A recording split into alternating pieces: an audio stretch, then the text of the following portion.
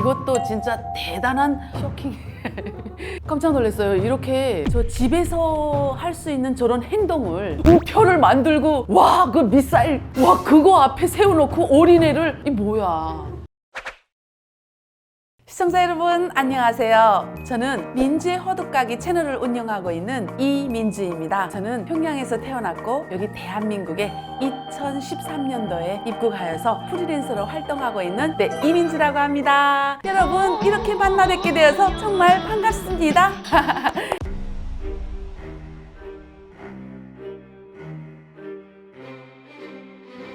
네, 맞아요. 네, 김정은이 김주애를 데리고 다니더라고요. 이거는 진짜 김일성, 김정일, 김정은 지금 3대 세습을 하고 있잖아요. 이 북한의 3대 세습 독재 정권에서 정말 충격받는 그런 일이라고 볼 수 있어요. 왜냐하면 김일성도 아들을 뭐 데리고 다니면서 사진이라든가 촬영이라든가 뭐 현지지도 하면서 아 이거 내 아들이다 뭐 이러면서 내가 죽으면 여기가 바로 후계자다 막 이렇게까지 대놓고 공개적으로 소개를 안 했거든요. 근데 김정은 정권 들어서 가지고 이설주도 옆에 와이프 딱 모시고 다니지. 그리고 또 김주애 9살 10살 났나 10살밖에 안 된 딸을 데리고 현지지도를 다닌다는 게 열병식 막 이런데 진짜 중요한 모든 그 정치 석상에는 다 데리고 나오잖아요.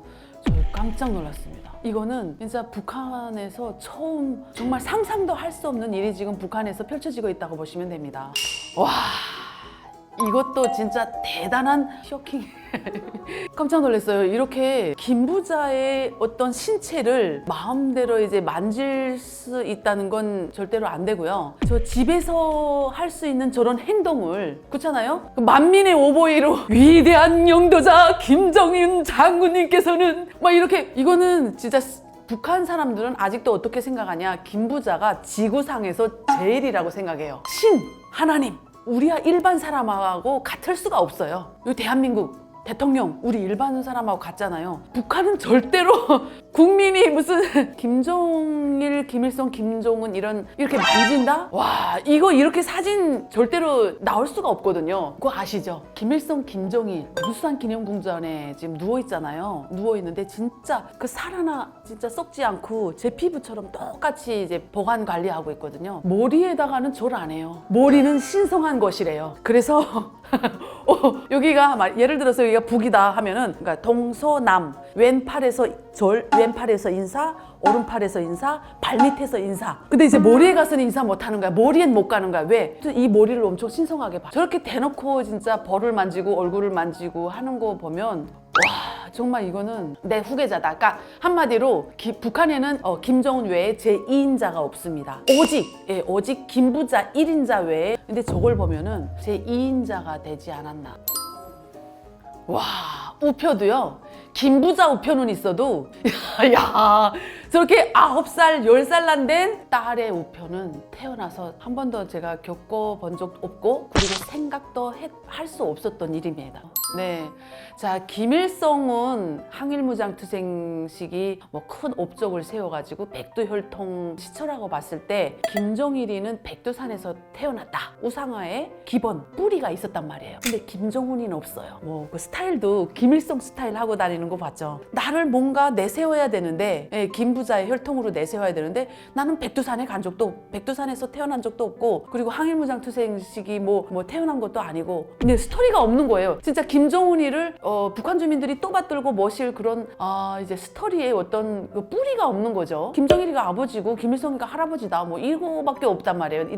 이제 김정은이가 이제 생각을 했겠죠. 그러면 내 후계자는 내가 죽고 내 앞으로 미래의 내 후계자는 어떤 방법으로 그 스토리를 만들고 내세울 것인가. 나도 엄청 고생했지. 후계자를 어릴 때부터 내가 기반을 만들어주자. 왜냐면 김일성, 김정일, 김정은 어떤 어릴 때부터 기반을 만들어준 게 없어요. 오히려 이제 어릴 때 코 오는 과정을 숨겼고 내 아들이니까 후계자다 이런 적은 없거든요. 그리고 김정은이도 숨겨져 있던 인물이잖아요. 북한 주민들 김정은이, 김정철이, 김정남이 몰랐어요. 그가 모든 그 이제 자녀에 대한 전제를 숨겼기 때문에 몰랐어요. 근데 김정은이는 생각한 거지. 아, 내가 이렇게 힘들게 기반을 닦느라고 얼마나 고생했어요. 내가 물려줄 내 후계자는 내가 어릴 때부터 기반을 만들어줘야 되지 않을까, 이렇게 생각한 것 같기도 해요. 왜 이렇게 9살, 10살부터 우표를 만들고 와, 그 미사일, 와, 그거 앞에 세워놓고 어린애를, 이 뭐야. 반감이 더 많지요. 지금 MZ세대들은 조선노동당이 아니라 장마당, 시장에서 장사를 해서 엄마 아빠가 키운 MZ세대들이에요. 배급을 안 주고 사회주의 그 분배, 공급 시스템이 무너지면서 장마당에서 부모님들이 장사를 해서 밀수를 해서 뭐 어떻게 하나 자식들을 키웠잖아요. 그러니까 MZ세대들이 지금 조선노동당을 믿을까요? 당과 수령을 위해서 목숨을 바쳐 싸우겠다고 할까요? 아닙니다. 그런 상태에서 김주애가 등장을 해요. 그러면은 반감을 가지는 사람들이 50%가 넘을 것 같습니다. 북한 주민들 속에 이제 고아들이 참 많거든요. 고아들이 왜 많냐면 어떡합니까? 북한에서는 공개 처형을 하죠. 10대 애들 공개 처형한 거 보셨어요? 한국 드라마 영화 봤다고 공개 처형을 하죠. 그리고 부모님들이 한국 드라마 영화를 봤다고 해서 부모가 공개 처형 당했네? 하루아침에 부모를 잃었어요. 또 이제 그 부모님들이 밀수를 하러 중국으로 왔다 갔다 하면서 압록강 두만강이라는 강을 건너야 되는데 그 강이 이렇게 얕고 뭐 호락호락한 그런 얕은 강이 아니거든요. 근데 솔직히 북한 사람들은 하루 벌어 하루 산다고 제가 말씀드릴게요. 그러면 7, 8월 달이 장마철이에요. 하루 벌어 하루 사는 사람들이 7, 8월 달 놀아요? 그 물이 여기 이렇게 키를 넘고 막 이제 거기를 뛰어들어요. 그러면서 그 압록강 두만강에서 죽은 사람들이 많아요. 그러면 또 고아가 생기겠죠. 그러면은 저걸 봤을 때 진짜 자식을 가진 부모도 그렇고 불쾌하게 불씨가 여기서 이글거리지 않을까. 엄청 자극을 줘요. 저거는 상위 10%도 안 되는 간부 자식들이 누리는 건데, 그럼 90%는 북한 주민들인데 저걸 봤을 때 과연 좋을까요? 마음이?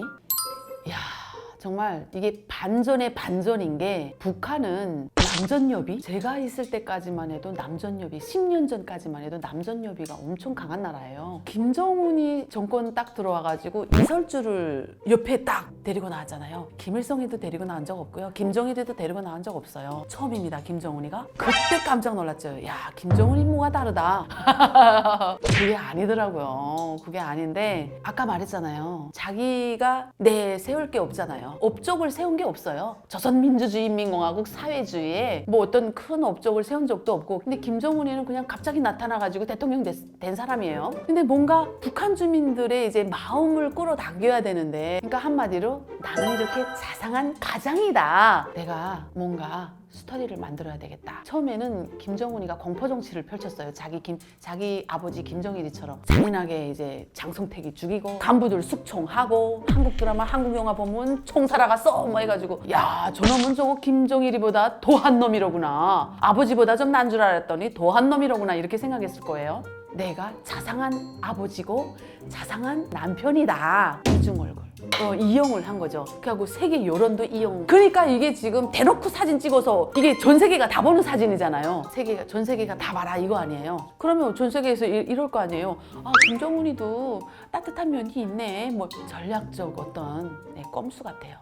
아, 정말 저는요, 부모님보다 김일성, 김정일이 위였어요. 그러니까 온 사회 시스템이 오직 김일성, 김정일, 경애하는 아버지 김일성 대원스님, 안 돼, 경애하는 할아버지 김일성 대원스님이고 김일성 대원스님, 이렇게 된 거예요. 그냥 초상화가 창고 안에도 다 있어요. 그냥 화장실만 빼고 다 있어요. 예. 그리고 여기 심장에 초상화를 달죠. 김일성, 김정일, 김정은 초상화 쫙 달고 다니죠. 이 심장에 오른쪽에 달면 안 돼요. 예. 내 심장과도 같다 라는 거예요. 내 이 김부자를 위해서 목숨을 바칠 각오가 돼야 된다예요. 김일성 김부자를 위해서 총폭탄이 돼서 총알이 되고 폭탄이 되면 어떡합니까? 휘 나가서 빵 터져서 죽죠? 돌아오지 못하죠? 대한민국의 군인들은 전쟁할 때 나가서 싸우고 성공하고 돌아올 거야잖아요. 우리는 가서 싸우고 죽어야 죽고 돌아올 생각을 못하고 우리 자폭정신 이런 걸로 이제 우리를 이제 세뇌를 시켰어요. 자, 특이한 점 뭐냐? 예를 들어서 불 붙어요. 집이 불 붙어. 화재들 발생하잖아요. 그러면은 어떡합니까? 초상화. 그 불 붙는 집에서 초상화를 빼가지고 그 다음에 이제 이불로 싸고 어충 꼭대기에서 떨어지다든가 난 병신이 돼. 죽어도 돼. 이 초상화만 구원하면 돼. 있습니다. 진짜요? 예, 학생이 한 명 떨어졌어요. 근데 하반신 뭐 이제 불구가 됐어요. 어충인지 7층에서 떨어져가지고 약간 모절이 됐어. 영웅 됐어요. 이게 초상화하고 초상화하고 뛰어내려가지고. 그러니까 내 목숨을 바쳐서라도 이 초상화는 구해야 돼. 이런 세뇌니까 어떡하겠습니까? 나와서 죽겠죠? 그러니까 부모보다 더 귀중하고 내 심장 같은 김부자다. 이렇게 세뇌 교육을 받았어요. 아, 네, 시청자 여러분. 오늘 제가 지옥 같은 저 북한 땅에서 김주의 영상을 가지고 리액션을 해봤는데요. 영상이 흥미롭고 좋았다면 구독과 좋아요 꾹꾹 눌러주세요.